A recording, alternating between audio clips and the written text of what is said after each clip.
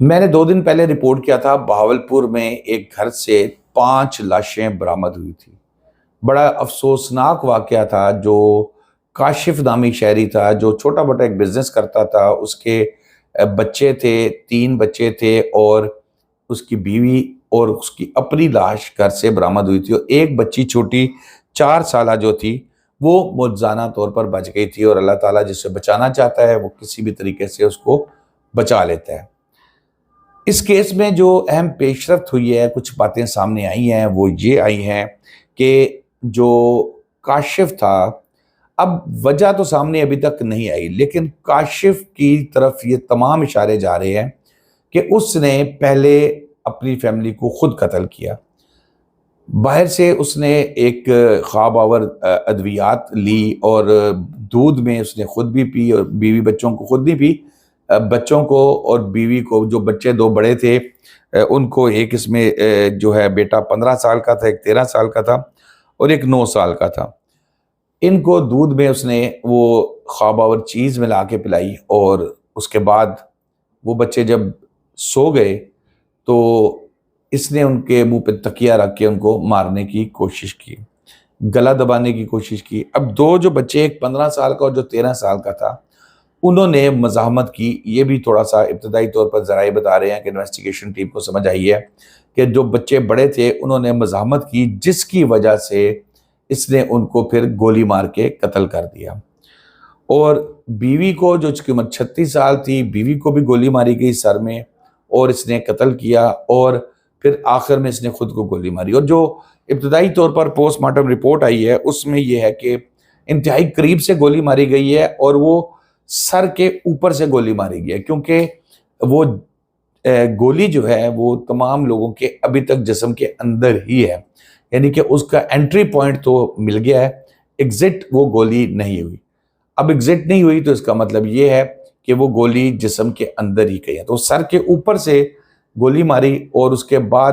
وہ کراس کر کے دل تک، یا جہاں بھی جسم کے اندر ہی جو ہے وہ گولی موجود ہے، اور اس کو اب ڈیٹیل پوسٹ مارٹم کے بعد اب اس کو نکال لیا گیا ہوگا یا نکال لیا جائے گا۔ اور یہ ابتدائی پوسٹ مارٹم تھی جس میں نے آپ کو بتایا کہ وہ اس کو بالکل قریب سے گولی ماری گئی تھی، اور گولی جو پسٹل تھا جو اندر سے برآمد ہوا تھا، وہ اور گولی، وہ دونوں میچ ہو گئے ہیں کہ یہ اسی پسٹل سے گولی چلائی گئی ہے۔ اور اس کے علاوہ پھر بھائی خرم کی مدعیت میں مقدمہ درج کیا گیا تھا۔ آپ کو یاد ہوگا میں نے بتایا تھا کہ خرم جو ہے وہ یہاں پر بہاولپور کا رہائشی نہیں ہے، بہاولپور کے قریب ہی علاقہ ہے، وہاں کا وہ رہائشی تھا، اور وہ صبح اپنے بھائی سے جب اس نے رابطہ کرنے کی کوشش کی تو مسلسل رابطے کے باوجود وہ بھائی سے بات نہیں ہو سکی، تو پھر اس نے جو پڑوس میں رہتے تھے ان کو فون کیا، جو اس کے بھائی کاشف کے، خرم کے بھائی مدعی جو ہیں، مدعی خرم کے بھائی کاشف کے بزنس پارٹنر بھی تھے، اور ان کے ساتھ اس نے رابطہ کیا، اور پھر جب یہ وہاں سے پہنچے، احمد پور شرکیہ کا علاقہ تھا میرے خیال میں، یہاں پہنچے، اور پہنچ کر انہوں نے دیکھا تو پولیس کی جو تھی، وہ موبائل ٹیم کے لوگ تھے، وہ تھے، اور ساتھ ہمسائے تھے۔ انہوں نے جب دروازہ کھول کے اندر سے، کیونکہ دروازہ باہر سے بند نہیں تھا، اندر سے ہی بند تھا، دروازہ اندر سے ہی لاک تھا، تو وہ توڑ کے جب اندر گئے تو کمرے کے اندر بیڈ کے اوپر 5 لاشیں موجود تھی جو خون میں لت پت تھی۔ ایک بچی زارا بچی جو ہے چھوٹی، وہ بچ گئی تھی، معجزانہ طور پر بچ گئی تھی، اور اس بچی نے بھی کچھ جو ہے وہ بیان دینا شروع کیا ہے، اس نے بھی کچھ باتیں کہی ہیں، اور اس نے کہا کہ بابا نے جو ہے وہ، ذرائع یہ بتا رہے ہیں کہ بچی نے بتایا کہ وہ بابا نے گولیاں جو ہے نا وہ گولی چلائی۔ اچھا، اب یہ اسپیشلی کیونکہ پلان تھا کاشف کا، اور اس نے یہ سوچا ہوا تھا یہ کرنا ہے، کیونکہ ورکنگ ڈے میں قتل کیا گیا تھا، منگل کا دن تھا، اور قتل ورکنگ ڈے میں کیا گیا تھا، تو اس میں یہ بھی نہیں کہہ سکتے کہ جی اسکول سے چھٹی، تو بچوں کو چھٹی کرائی تھی اس نے، اسپیشلی اسکول نہیں بھجوایا تھا، اور اسکول سے چھٹی کروائی تھی۔ پولیس ذرائع کے مطابق جو ہے وہ نشہ آور چیز ملائی تھی، لڑکوں کی بھی اور اپنی بیگم کی بھی، جو اس نے نشہ آور چیز پلائی تھی۔ اور اس سے پہلے ایک بچے کو میں نے بتایا آپ کو کہ اب منہ پہ رکھ کے اس نے مارا، لیکن جب وہ نہیں مرا تو اس کے گلا دبایا۔ اور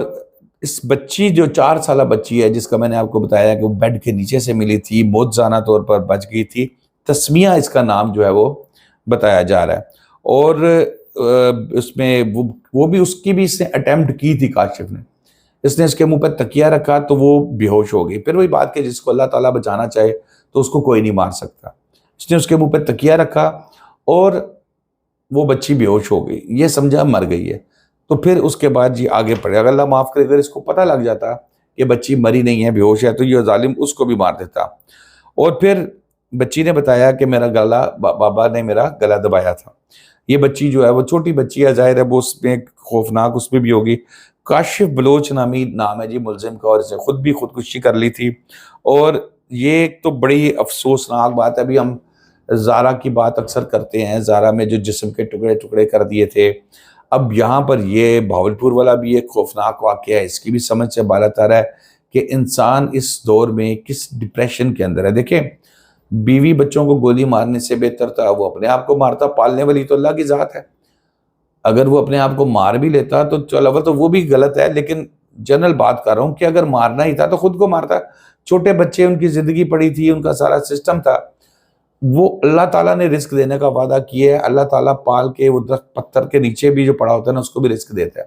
تو اس کے بچوں کو کیوں نہ دیتا؟ تو اس نے کیوں یہ سوچ لیا کہ بھئی میں جا رہا ہوں تو یہ بچوں کو بھی مار دوں؟ اس طرح کی بہت سی چیزیں ہیں۔ دوائیاں وہ ڈپریشن کی کھاتا تھا، لیکن اس کے بھائی نے دعویٰ یہ کیا تھا کہ وہ کوئی خوفناک سویر بیماری میں نہیں تھا، اور پھر اگر زیادہ تھا تو وہ چھوڑ کے بچوں کو چلا جاتا، دور بھاگ جاتا، قرضہ دینا تھا لوگوں کا،